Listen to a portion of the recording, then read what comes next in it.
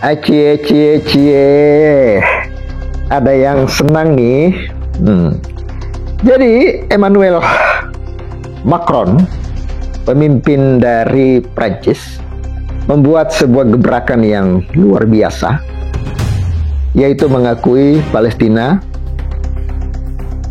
dan ini disambut bahagia oleh komunitas Islam dunia, termasuk Indonesia, termasuk tentunya MUI, Muhammadiyah, dan lain sebagainya. Apalagi si Kusen, sangat bahagia dia.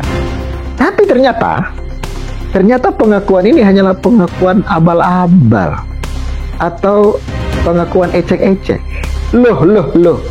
Kenapa Pavel mengatakan ini pengakuan ecek-ecek atau abal-abal?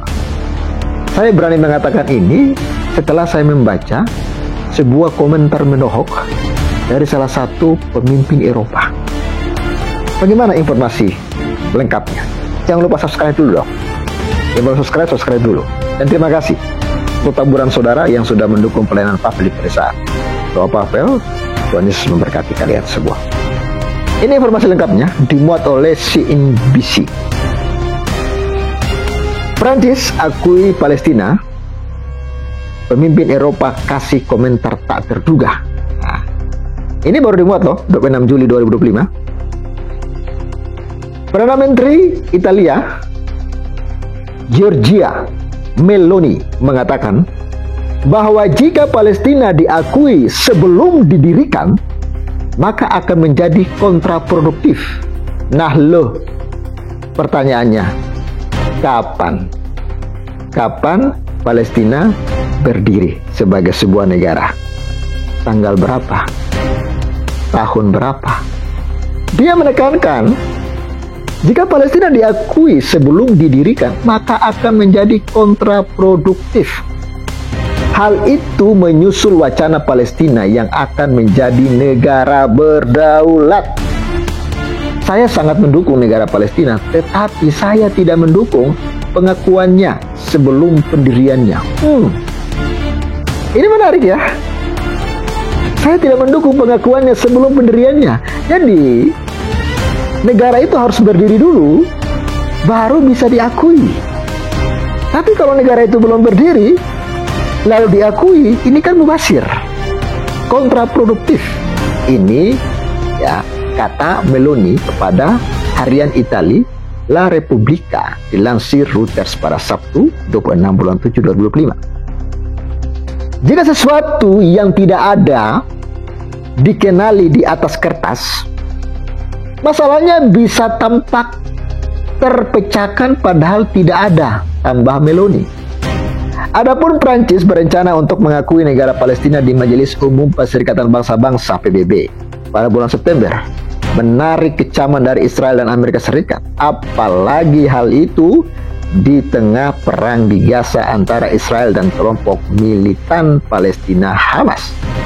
Pada hari Jumat 25 bulan 7 2025, Menteri Luar Negeri Italia mengatakan pengakuan negara Palestina harus terjadi bersamaan dengan pengakuan Israel oleh entitas Palestina yang baru. Di samping itu, seorang juru bicara pemerintah Jerman juga mengatakan bahwa Berlin tidak berencana untuk mengakui negara Palestina dalam jangka pendek, dan mengatakan prioritasnya sekarang adalah membuat kemajuan yang sudah lama tertunda menuju solusi dua negara. Sorry kawan-kawannya, sedikit batuk.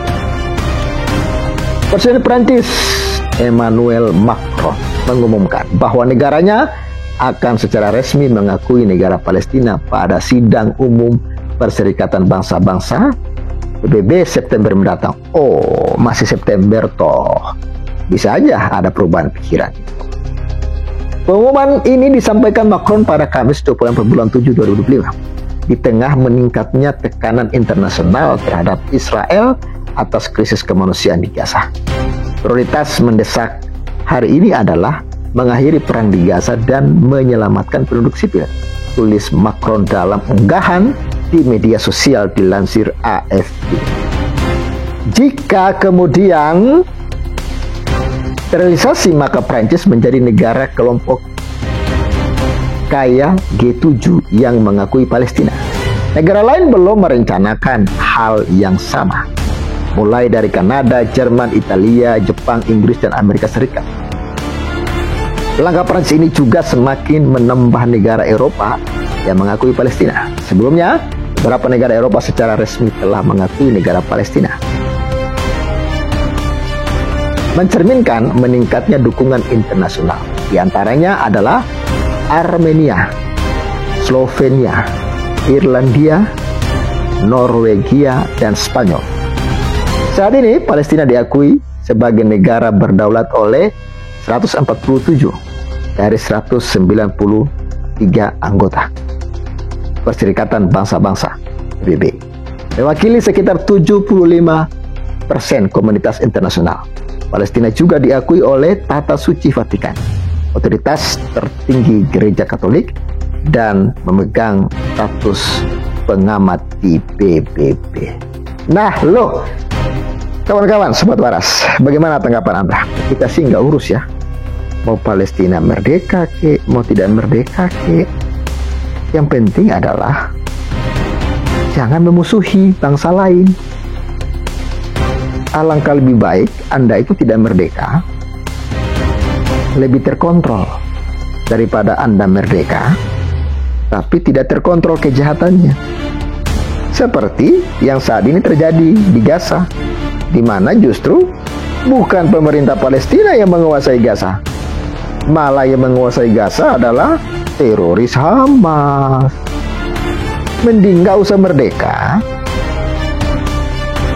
dan bisa dikontrol kekuatannya, daripada merdeka tapi kejahatannya amburadul, justru bikin repot. Itu sih menurut saya. Dan menurut saya Israel itu tidak jahat kok. Kalau mereka mau hidup berdampingan dengan Israel, masalah ini sudah lama kelar. Persoalannya mereka tidak mau hidup berdampingan dengan Israel. Mereka hidup untuk memusuhi Israel.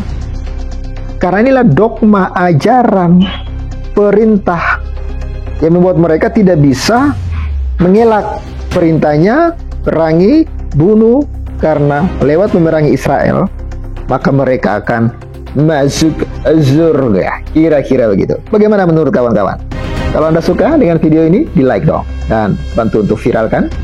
Nanti kalau Anda tidak suka, ya boleh Anda berikan komentar, tentunya dengan alasan yang tepat. Waras, ya Sobat Waras, puji Tuhan hari ini saya pelayanan di sebuah desa, di gereja yang kecil ya, dan program kita untuk memberkati hamba Tuhan. Hari ini saya laksanakan amanat dari kawan-kawan semua.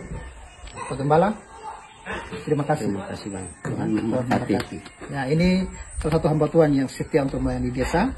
Jadi bagi Sobat Waras yang ingin mendukung pelayanan hamba Tuhan, bisa support Pavel seperti biasanya. Amin. Tuhan Yesus memberkati. Salam. Salam. Terima kasih banyak. Tuhan memberkati.